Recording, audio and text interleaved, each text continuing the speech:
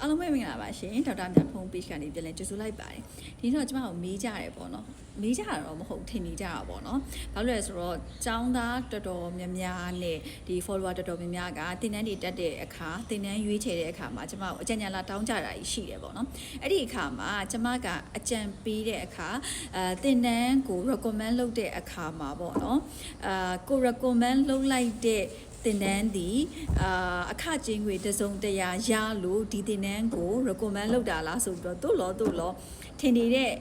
မေးခွန်းတွေရှိလို့ဒီဗီဒီယိုလေးမှာပြောပြချင်ပါတယ်ကျမဒီကျောင်းသားတစ်ယောက်ဖြစ်စေကျမရဲ့ဒီပေါ့နော် follower တူတစ်ယောက်ဖြစ်စေတင်တန်းကိစ္စနဲ့ပတ်သက်ပြီးလာမေးလို့ရှိရင်ကျမဒီလာမေးတဲ့သူဘက်ကပဲတွေးပြီးစဉ်းစားပါတယ်တင်တန်းဘက်ကစဉ်းစားတာမဟုတ်ပါဘူးအဲ့ဒီတော့လာမေးတဲ့သူဒီပညာရေးချင်းဘယ်လိုရှိလဲ experience တွေဘယ်လိုရှိလဲသူတက်မဲ့တင်တန်းဒီသူ budget နဲ့ကိုက်ညီရဲ့လား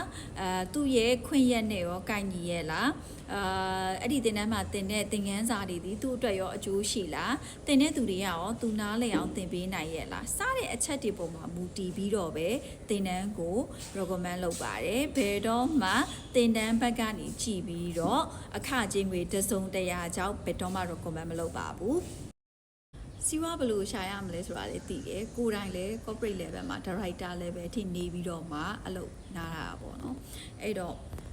စီးပွားဘယ်လိုရှာရမလဲဆိုတာလည်းသိတယ်စီးပွားလည်းရှာတတ်တယ်ဒါပေမဲ့ကိုယ်တိုင်ကိုကငွေအတွက်ကြီးပဲအလုံးမလုပ်ချင်လို့ career ပါခဏနားထားတာပေါ့နော်အဲ့တော့ကျမဒီလက်ရှိ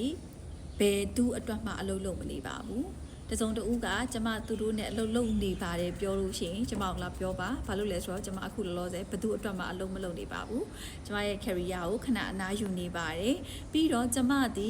ဘယ်သူတဦးတယောက်စီကမှအခကြေးငွေကောက်ခံပြီးတော့သူတို့ရဲ့အကျိုးစီးပွားအတွက်အလုံးမလုပ်ပေးနေပါဘူးအဲ့ဒီတော့ကျမပေးတဲ့ information များသည်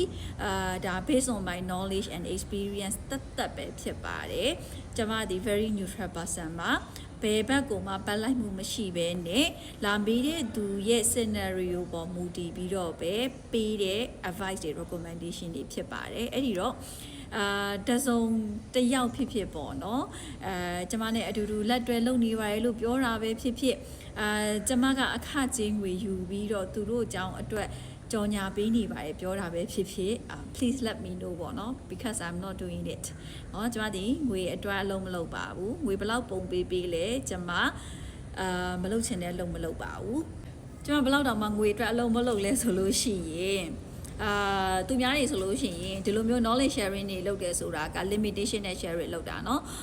consultation လို့ခေါ်တာပေါ့အကြံဉာဏ်တောင်းတာတို့ဥပမာအဖြစ် treatment ပေးတာတို့ဆိုလို့ရှိရင် appointment ယူပြီးတော့ပတ်စံပေးပြီးတော့ online appointment ယူပြီးတော့လုပ်ရတာเนาะဒါပေမဲ့ကျမဒီပတ်စံလာပေးတာတော့မှမယူတဲ့သူမျိုးပါเนาะအဲ့ဒီတော့ကျမဒီဘယ်သူအကျိုးစီးပွားတစ်ခုအတွက်မှပတ်စံယူပြီးတော့ကြော်ညာပေးတာမျိုးမရှိပါဘူးလောလောဆယ်လည်းဘသူအတွက်မှအလုပ်လုပ်ပေးနေတာမျိုးမရှိပါဘူးလုပ်ပေးနေတာမျိုးရှိရင်တောင်မှ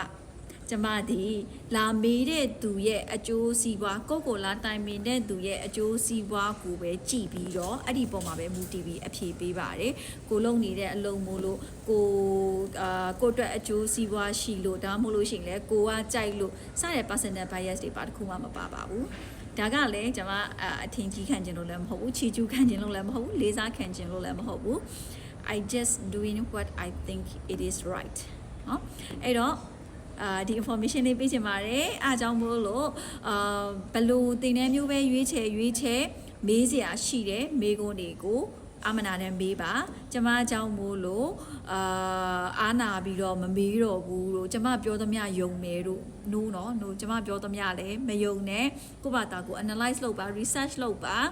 ကျမတို့အကြံဉာဏ်လာတောင်းလို့ရှိရင်တတ်နိုင်သလောက်ကိုသိသလောက်အမြဲတမ်း to my best knowledge ပေါ့နော်အမြဲပြောပြရတယ်ပေါ့နော်ဒါပေမဲ့ကိုယ်တိုင်လည်း research လုပ်ပါကျမကိုလည်းအခုချိန်ထိအပြုသဘောနဲ့လာပြီးတော့ comment ပေးကြတဲ့သူတွေအကြံဉာဏ်ပေးကြတဲ့သူတွေupdate information ပေးကြတဲ့သူတွေအားလုံးကိုလည်း welcome ပါကျေးဇူးလည်းတင်ပါတယ်ဆုံးဖြတ်ကြည့်ပေးတဲ့ကျေးဇူးတင်ပါတယ်ရှင်တာယာသောနေ့ရက်လေးဖြစ်ပါစေ